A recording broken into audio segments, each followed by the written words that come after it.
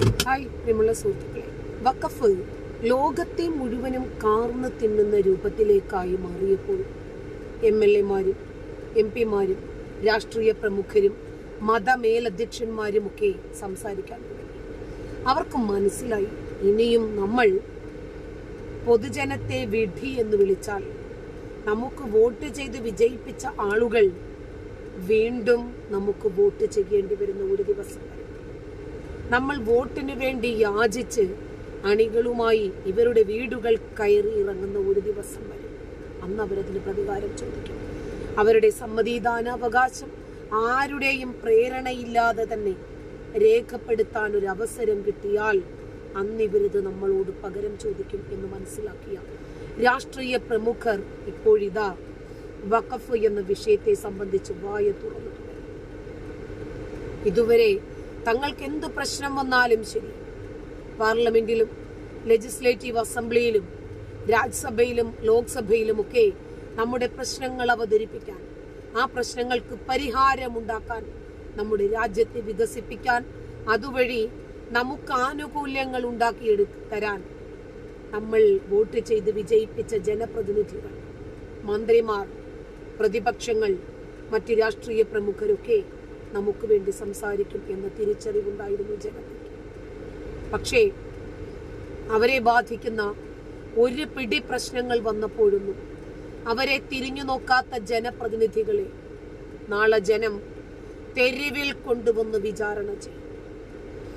അന്ന് നിങ്ങളുടെ സ്വാർത്ഥ താല്പര്യങ്ങൾക്കും അധികാര കസേരകൾക്കും വേണ്ടി ഞങ്ങൾ അധ്വാനിച്ചുണ്ടാക്കിയതും ഞങ്ങളുടെ പൂർവികർ അധ്വാനിച്ചുണ്ടാക്കിയതുമായ സമ്പത്ത് മറ്റുള്ളവർ കൊള്ളയടിച്ചു കൊണ്ടുപോയപ്പോൾ ഞങ്ങളുടെ കൂടെ നിന്ന് ഒരു വാക്ക് പറയാനോ സമാധാനിപ്പിക്കാനോ ആ കൊള്ളക്കാരെ എതിർക്കാനോ സാധിക്കാത്ത നിങ്ങളെ ഇനി നമുക്ക് വേണ്ട എന്ന് പറയുന്ന ഒരു ദിവസം വരും. ഒരു മുൻ MP-യാണ് സെബാസ്റ്റ്യൻ പോൾ. ഇപ്പോൾ സെബാസ്റ്റ്യൻ പോളൊക്കെ ഈ വിഷയത്തിൽ ശക്തമായി പ്രതികരിക്കുകയാണ്. സെബാസ്റ്റ്യൻ പോൾ, നമുക്കറിയാം വഖഫ് വിഷയം ഇപ്പോൾ രാജ്യത്താകമാനം ആശങ്കയിലാക്കുന്ന ഒരു കാര്യത്തിലേക്ക് കടന്നിരിക്കുകയാണ്. കാരണം ആർക്കിയോളജിക്കൽ സർവേ ഓഫ് ഇന്ത്യയുടെ കീഴിലുള്ള പുരാതനമായ കെട്ടിടങ്ങൾക്ക് വരെ ഇവർ അവകാശവാദം ഉന്നയിക്കുന്നു. അവിടെ നിന്ന് തുടങ്ങി സാധാരണക്കാരിലും സാധാരണക്കാരായ കുടികിടപ്പ് അവകാശത്തെ വരെ ചോദ്യം ചെയ്യുന്ന തരത്തിലേക്ക് ഇത് മാറുമ്പോൾ ഇതിന് ഒരു ഉന്മൂലനം തന്നെ വേണം. വഖഫ് ഭേദഗതി നിയമത്തിലൂടെ ഇതിലെ ഏതൊക്കെ കാര്യങ്ങളാണ് നമുക്കറിയാം. ആദ്യം ഒരു വ്യക്തിക്ക് ഈ നോട്ടീസ് ലഭിക്കുകയാണെങ്കിൽ വഖഫ് ബോർഡിനെ സമീപിക്കാം, തിരിച്ച് വഖഫ് ട്രൈബ്യൂണലിനെ സമീപിക്കാം. അതോടുകൂടി അവിടെ കഴിയുകയാണ്, പിന്നെ അപ്പീലിന് പോകാനുള്ള സാധ്യതയില്ല. പക്ഷെ അത്തരത്തിലുള്ള നിയമ ഭേദഗതിയിൽ കൊണ്ടുവരേണ്ട അനാവശ്യ ഇടപെടലുകളൊക്കെ മാറ്റേണ്ടത് ഈ കാലത്തിന്റെ അനിവാര്യത തന്നെയല്ലേ? അത് കേന്ദ്ര സർക്കാർ മുന്നോട്ട് കൊണ്ടുവന്നാൽ അതുമായി തീർച്ചയായും മറ്റെല്ലാവരും സഹകരിച്ച് ആ നിയമം പാസ്സാക്കുക തന്നെയല്ലേ വേണ്ടത്? പഠിച്ചിട്ടുണ്ട്. ഭൂമിയെ സംബന്ധിച്ച്, വസ്തുവിനെ സംബന്ധിച്ച് അവകാശം, പൊസഷൻ അത് വളരെ പ്രധാനപ്പെട്ട ഒന്നാണ്.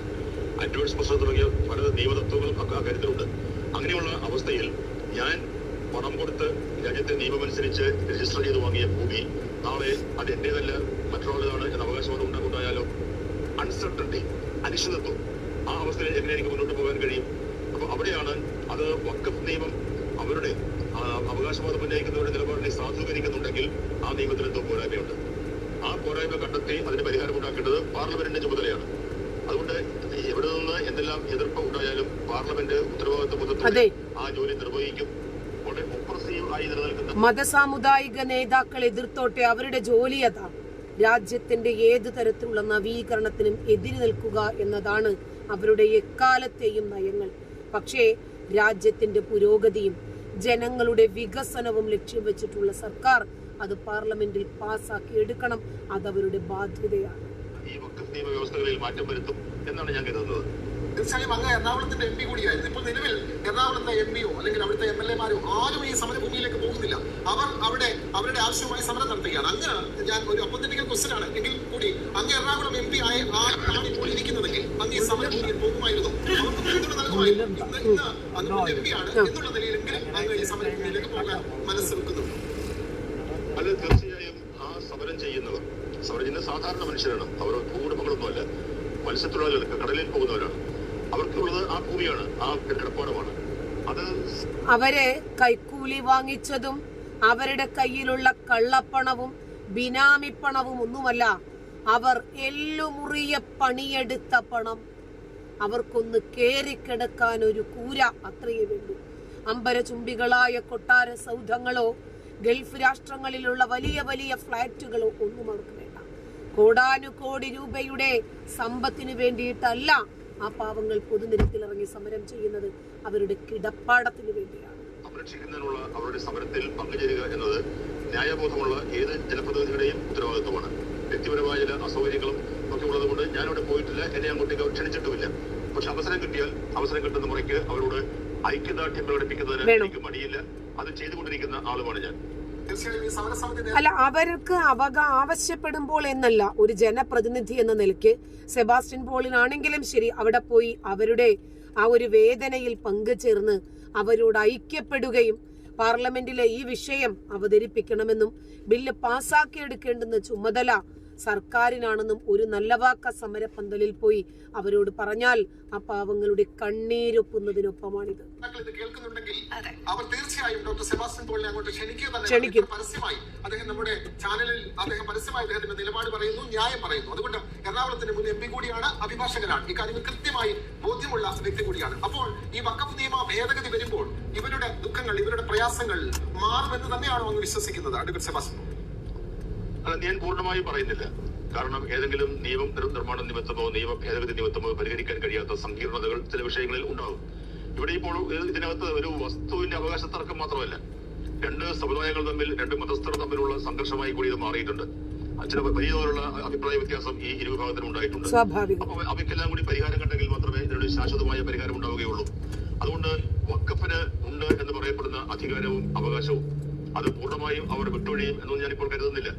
ഞാനും വളരെ കൗതുകത്തോടെ തന്നെയാണ് പാർലമെന്റിൽ ഈ ഭേദഗതി ബില്ലിനെക്കുറിച്ചുള്ള ചർച്ച കേൾക്കാൻ കാത്തിരിക്കുന്നത്.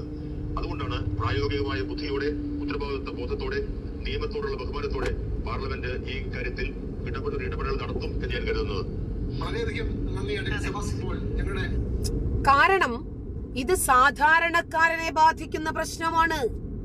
അതുകൊണ്ട് ആ സാധാരണക്കാരുടെ വോട്ട് വാങ്ങി വിജയിച്ച അധികാരത്തിൽ ഇരുന്നിട്ടുള്ള ഒരു ജനപ്രതിനിധിയേക്കാൾ ഉപരി സെബാസ്റ്റ്യൻ പോൾ സാധാരണക്കാരന്റെ മനസ്സിലെ ഒരു ജനപ്രതിനിധി മാത്രമല്ല, അവരിൽ ഒരാൾ കൂടിയാണ്. എറണാകുളമാണ് ഇദ്ദേഹത്തെയും വോട്ട് ചെയ്ത് തെരഞ്ഞെടുത്ത് വിജയിപ്പിച്ചത്. തന്നെയുമല്ല, ഇദ്ദേഹം ഒരു അഭിഭാഷകൻ കൂടിയായതുകൊണ്ട് ഇതിന്റെ നല്ല വശങ്ങളും ചീത്തവശങ്ങളും രാജ്യത്തെ ഏത് രൂപത്തിലാണ് ഇത് ബാധിക്കുന്നത് എന്നതുമൊക്കെ അറിയാൻ സാധിക്കും. ഇത് രണ്ടു മതവിഭാഗങ്ങളെ ബാധിക്കുന്ന വിഷയമായി മാറിയിട്ടുണ്ട്.